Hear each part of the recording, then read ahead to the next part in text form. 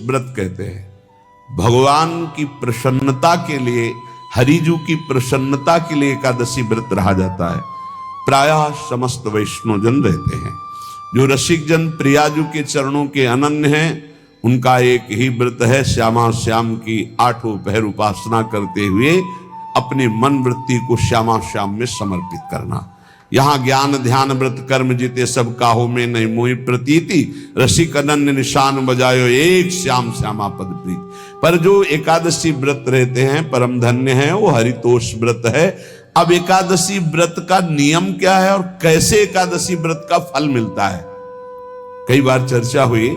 बहुत सुंदर तस्मात् शास्त्रम प्रमाणम ते, शास्त्र प्रमाण के अनुसार श्री सनातन मुनि बोल रहे हैं, अथ ते नियमान वच्मि व्रते ह्रस्मिन् दिनत्रये, कास्यम मानुषम मसूरान्नम चणकान को द्रवास्तथा, शाकम मधुपरान्नम च पुनर्भोजन मैथुने, दशम्याम 10 वस्तूनि वर्जयेत वैष्णवः सदा।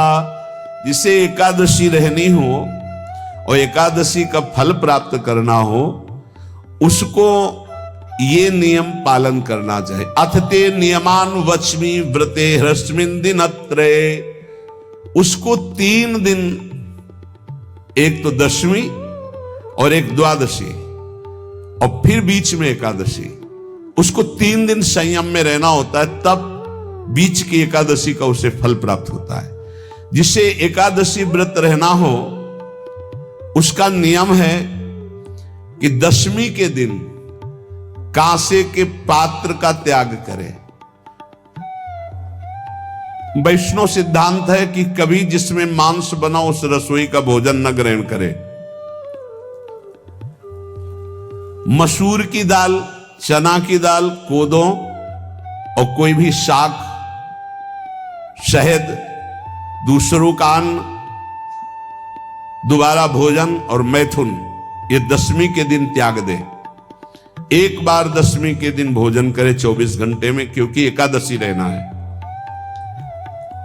कांसे का पात्र, जिस रसोई में मांस बना उसके भोजन का त्याग, मसूर की दाल, चना, कोदो, शाक, मधु अर्थात शहद और दूसरे के द्वारा दिया हुआ भोजन और दोबारा भोजन और मैथुन क्रिया, इनका दशमी के दिन कभी भी प्रयोग ना करें।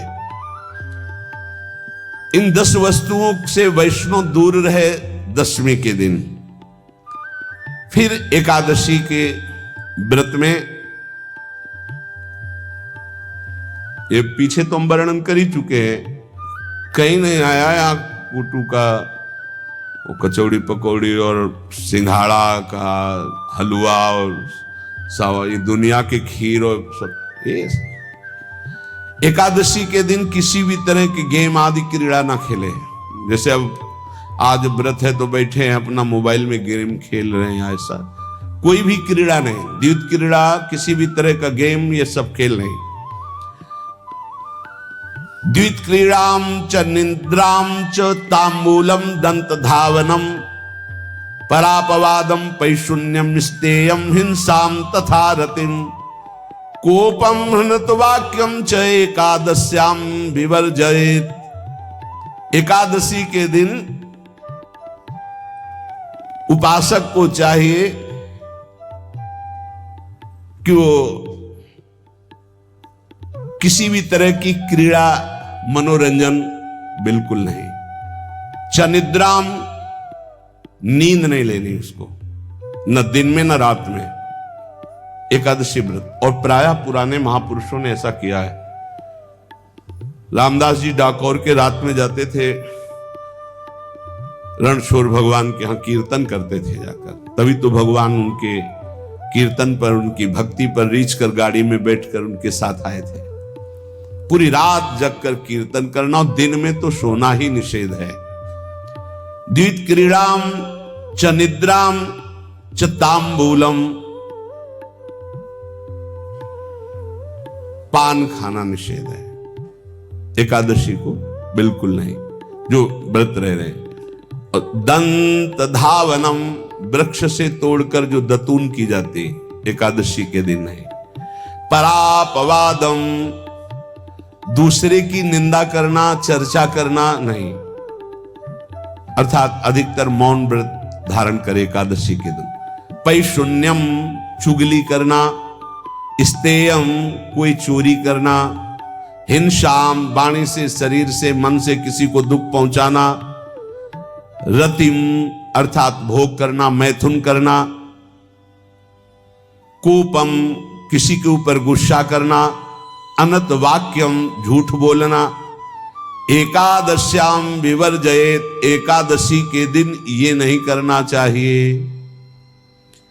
एकादशी को एक बार कुछ फलाहार शुद्ध,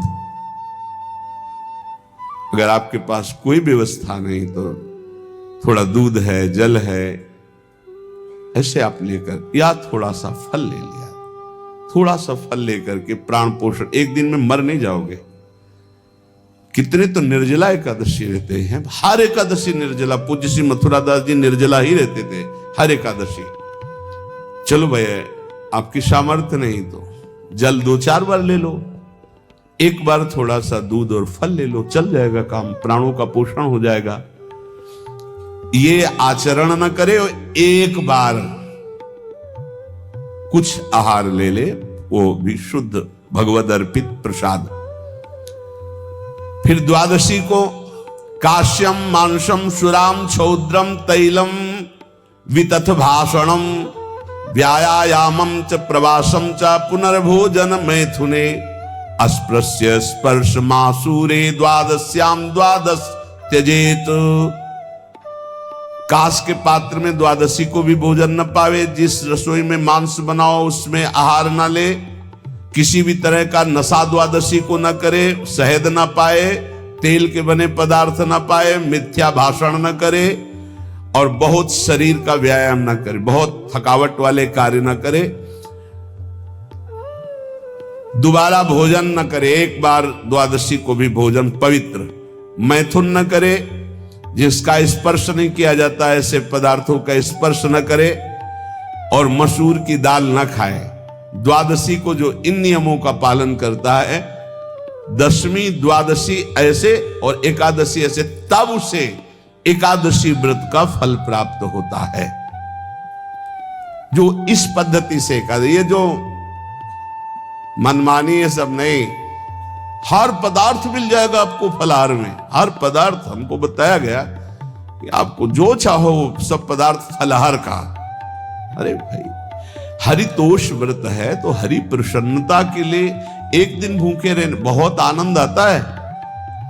पहले भगवत कृपा से ऐसी गंगा जल पी करके कुछ दिन, फिर कभी कभी निर्जला एकादशी का भी आनंद। बड़े संन्यास मार्ग में थे तो बड़े संयम से सब शास्त्रीय पद्धतियों का निर्वाह होता था।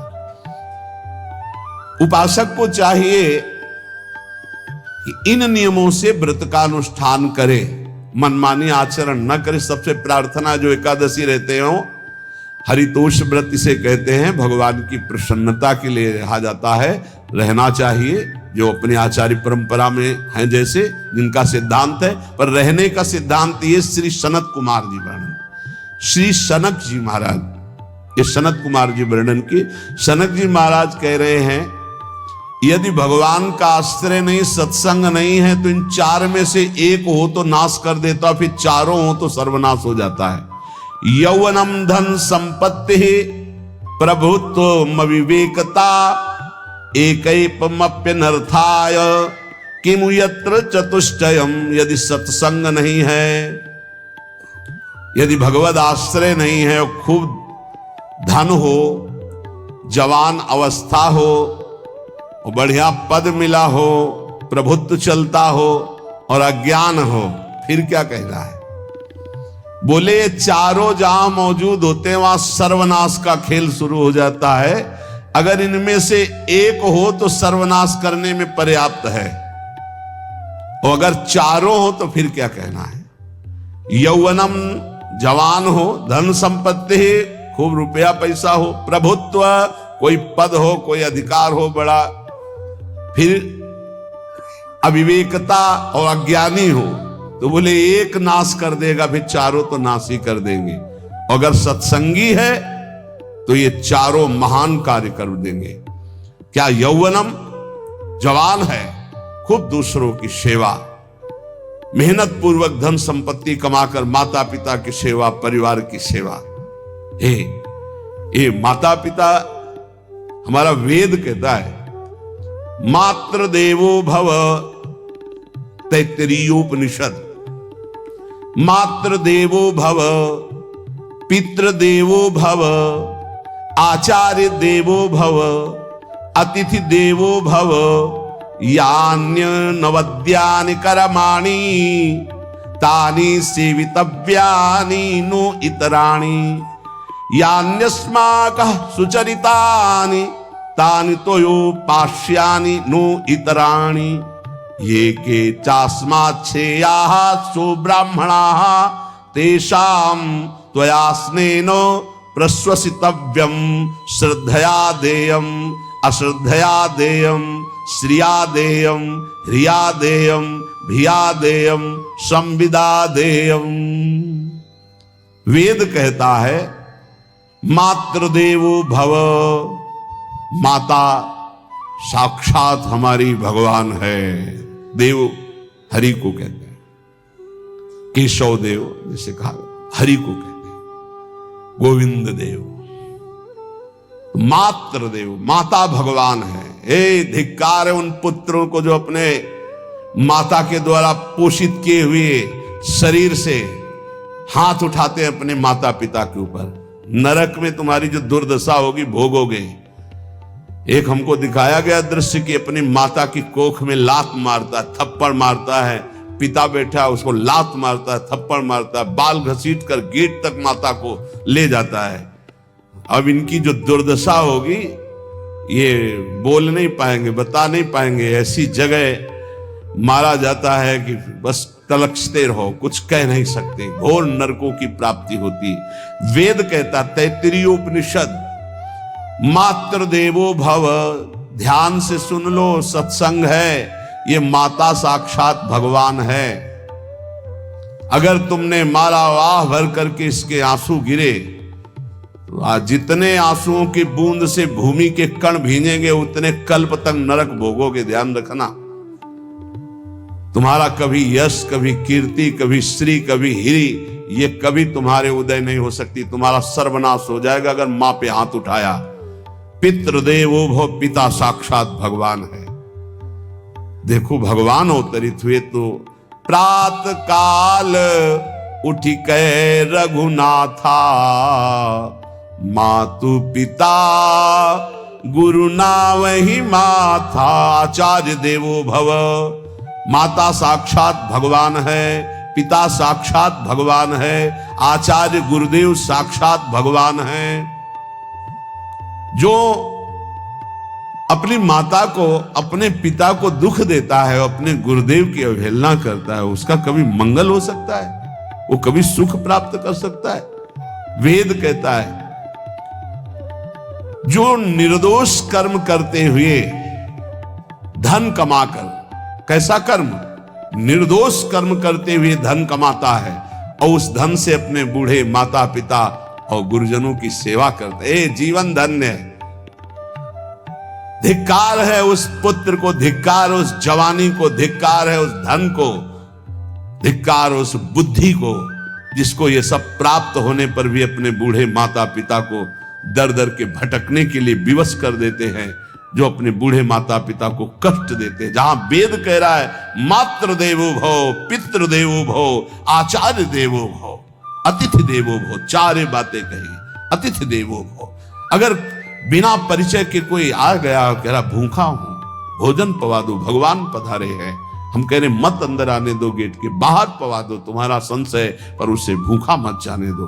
अतिथि देवो भव, जो निर्दोष कर्म करके अर्थ कमाकर अपने माता पिता गुरुजनों की सेवा करता है, उसी का जीवन धन है। पशुवत आचरण, मनुष्य शरीर प्राप्त करके राक्षस आचरण, राक्षसों की यही पहचान होती है। मां नहीं मातु पिता नहीं देवा, साधुन ते करवा वही सेवा। तुम्हारे जो पुण्य है ना सब भस्म हो जाएंगे, आप खिलवाड़ मत समझो। वो विरक्त है, भले तुम्हें नौजवान दिखाई दे रहा है, वो शरणागत है। जो आचार्य ने मंत्र दिया वही गुरु परंपरा से चला रहा, वही मंत्र उसमें। आप उसको बोल रहे हो हमारे लिए कुर्सी डालो, पैंट शर्ट पहने हो कुर्सी डाल। हाँ, आप असमर्थ हो तो हाथ जोड़कर प्रार्थना कीजिए कि बैठने में हमारी टांग टूट गई है, हम बैठ नहीं पा रहे हैं, क्या व्यवस्था हो सकती है क्या? याचना इस कोटि की। आदेश, बाबा जरा कुर्सी लाना, तो बाबा तो कुर्सी रख देंगे, आप उनको तुम भिक्षुक समझते हो, सारे सुकृत तुम्हारे नष्ट हो जाएं। ये जो संतों के द्वारा दिए हुए आसन में ये अयोग्य पुरुष बैठ जाते हैं ना, इनके सारे सुकृत नष्ट हो जाते हैं। ये क्या समझते हैं? तुरंत आसन दिया जाता है किसी भी, आओ आसन को प्रणाम करके समेट कर रख दो अगर आसन में बैठने की योग्यता आ रही। आसन में बैठने की योग्यता उसकी मानी जाती है जो सामने बैठा है, उस स्थिति का हो या उससे श्रेष्ठ हो। बहुत होश में ये बातें सत्संग में ही मिलती है और अन्यत्र नहीं मिलती। आसन बिछाने का मतलब तुम कोई महान नहीं हो गए हो, अपने में दैन्यता नहीं तो वैष्णव किस बात के? आसन ग्रहण वैसे ही बिछा हुआ है, उसके ऊपर आसन लगा हुआ है गुरुजनों के लिए, श्रेष्ठ जनों के लिए। आप आसन में बैठने के अधिकारी हैं। सत्कर्म के द्वारा कमाए हुए धन से मात्र देवो भव पितृ, हम बार बार चिल्ला के कह रहे क्योंकि कलयुगी इन पुत्रों को अब समझ में नहीं आ रहा। जो बोओगे वही काटोगे। अगर आप अपने पुत्रों को सत अध्यात्म की शिक्षा देंगे और स्वयं अध्यात्म से चलेंगे तो तुम्हारा बुढ़ापा ठीक से जाएगा नहीं। बुढ़ापा बहुत मुश्किल से कटता है, बहुत मुश्किल से। हाँ, हमें कई दृश्य देखने को मिलते हैं। बता रहे एक बार इंदौर, बिंदौर इधर है, इच्छावर फतेहपुर, वहां से भ्रमण करते यार, बड़े मकान से बड़े वृद्ध भागते हुए आए, स्वामी जी स्वामी जी स्वामी जी। बहुत कष्ट में हूँ। क्या कष्ट है आपको? आप तो महल से उतर रहे हैं, ये किसका है? बोले मेरा ही है। उनका कष्ट क्या है? बोले 4 लड़का है, 4 बहू है, सब खाते पीते हैं, मैं बहुत कष्ट में हूँ, सब कोई अपमान करता है। निकलो फिर बाहर, बाबा जी बनो, भजन करो, भगवान के मार्ग का अनुसरण करो। चौथी अवस्था है। बोले ये तो नहीं हो सकता, रहूंगा तो यही कुछ ऐसा कर दो कि जिससे हमारे बच्चों की बुद्धि बदल जाए, जो हमको पीटते हैं, गाली देते हैं। उनका वो जादू तो हम जानते नहीं, और चल पड़े। और बड़ा अंदर से चिंतन हुआ कि जीव कितना आसक्त है उन्हीं पुत्र परिवार घर में। अब बुढ़ापे का समय है, चौथी अवस्था में अगर घर ही में रह के भजन करो तो झंझट नहीं होगी। जो मिले जैसे मिले जीवन यापन करो, भजन करो, लेकिन प्रभु से मतलब नहीं। तो जितने भी जवान भाई बहन सुन रहे हैं, आप अपने माता पिता को, यहां हमारा वेद कहता है मातृ देवो हो, माता भगवान है, पितृ देवो हो, पिता हमारा भगवान है। धर्म के द्वारा कमाए हुए धन से माता पिता की सेवा करो। दूसरे दोषयुक्त कर्मों का कभी आचरण मत करो। यन्नस्माकं सुचरितानि तानि तयो पापाश्यानि नो इतराणि। सुंदर आचरण करो जो महापुरुषों के द्वारा विधान किए गए हैं, पाप आचरण कभी मत करो। हमारे आचरणों में से एक भी ऐसा आचरण नहीं होना चाहिए जो दूसरे को दुखी करके धन संपत्ति लेने वाला हो।